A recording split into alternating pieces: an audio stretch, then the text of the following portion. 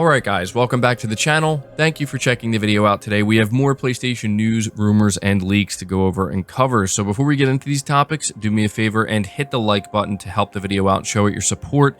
And if you are new here to the channel, please consider hitting that subscribe button as well. The first topic talks about PlayStation Plus Extra and Premium. Sony has officially revealed the July lineup of games. So reading on the PlayStation blog, they say, today we're happy to reveal the inaugural game catalog lineup for the all-new PlayStation Plus, which will be available to play for Extra and Premium members on July 19th.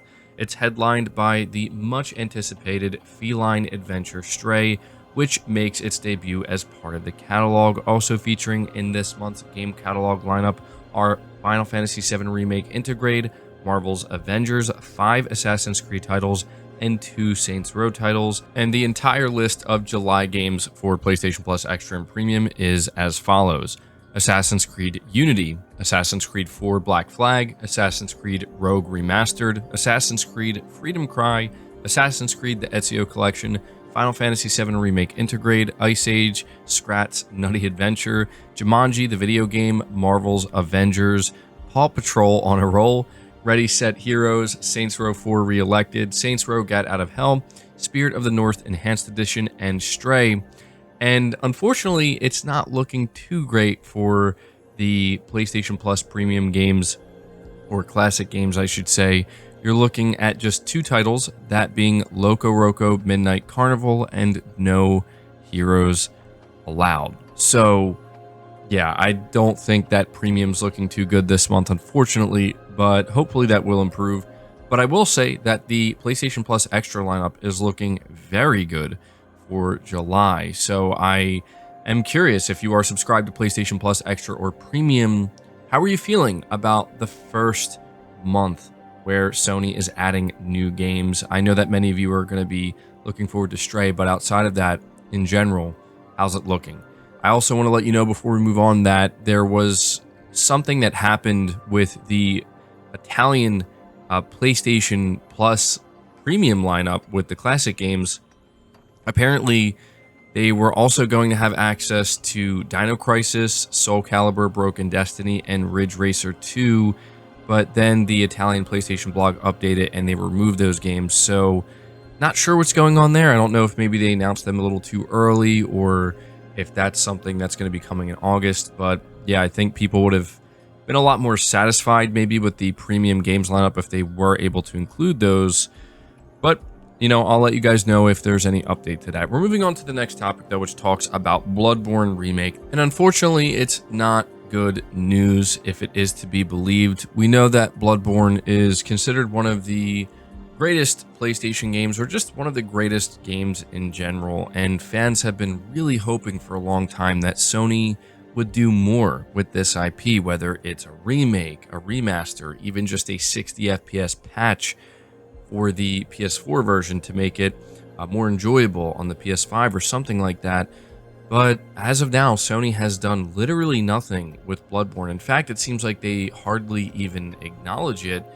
And so, you know, there have been a lot of people thinking, well, maybe they're working on something behind the scenes, a Bloodborne remake. I don't necessarily think that anybody's anticipating a full sequel. I mean, people obviously hope for it, but a Bloodborne remake seemed like the most likely thing. And when you consider, like, how much demand there is for it, it just seems like something that's a no-brainer. But it seems that Sony might not actually be working on this. This is reading from PlayStation Universe, where it says Bloomberg's Jason Schreier has shot down hopes of seeing a Bloodborne remake for PS5 on Twitter, despite the project being rumored for some time now alongside a full-blown sequel. Speaking on Twitter in response to a fan who asked him to leak details on the project, Schreier simply replied, quote, "Can't leak what doesn't exist," end quote. So what makes this even more important to pay attention to, in my opinion, is this is not the first time we're hearing from somebody who would likely be in the know with something like this that Sony is not doing anything with Bloodborne. If I'm not mistaken, we heard not that long ago from a very prominent leaker or insider when it comes to From Software projects specifically. If memory serves. I believe their name was Omnipotent.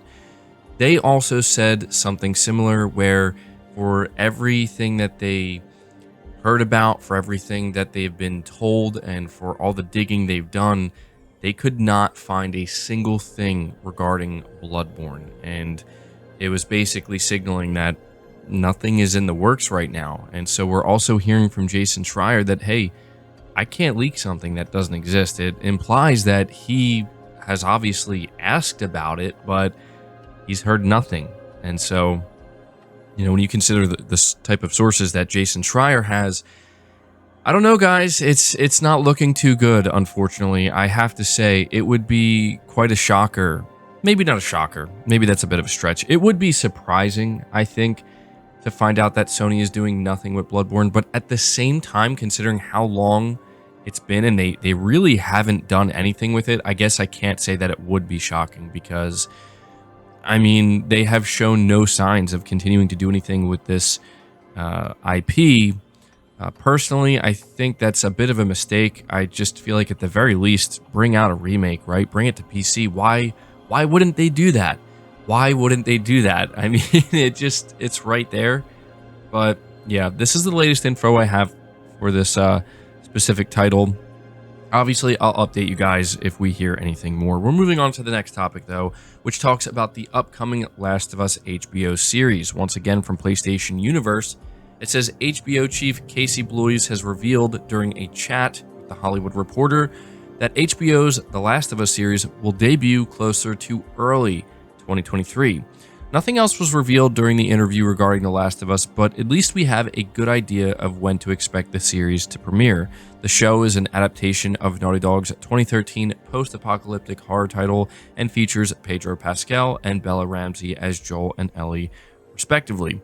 From what we've seen from on-set leaks, The Last of Us will stick pretty closely to the source material and appears to include sections from the start of the outbreak.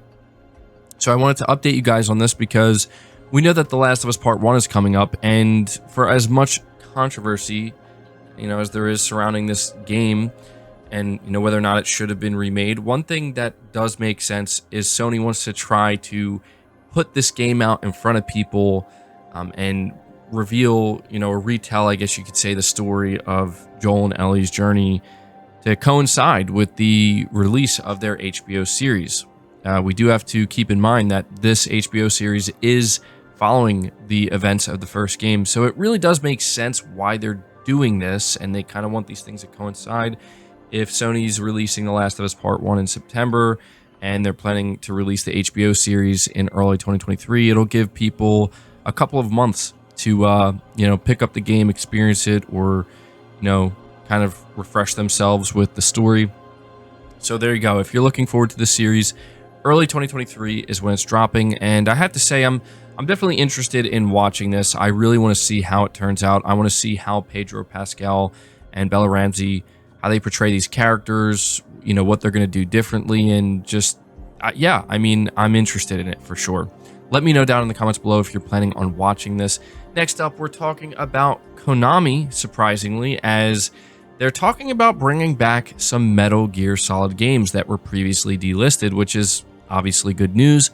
Reading from PlayStation Lifestyle, it says it looks like Konami is preparing to bring back Metal Gear Solid 2 and 3 alongside Metal Gear Solid HD Edition, all of which were previously delisted as licenses for select historical archive footage used in the games expired.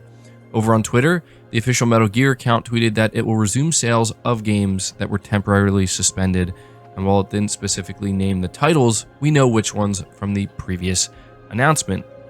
The Metal Gear series, which launched on July 13th, 1987, celebrates its 35th anniversary today, reads the tweet, as translated by Gamatsu. Preparations are underway to resume sales of titles which have been temporarily suspended.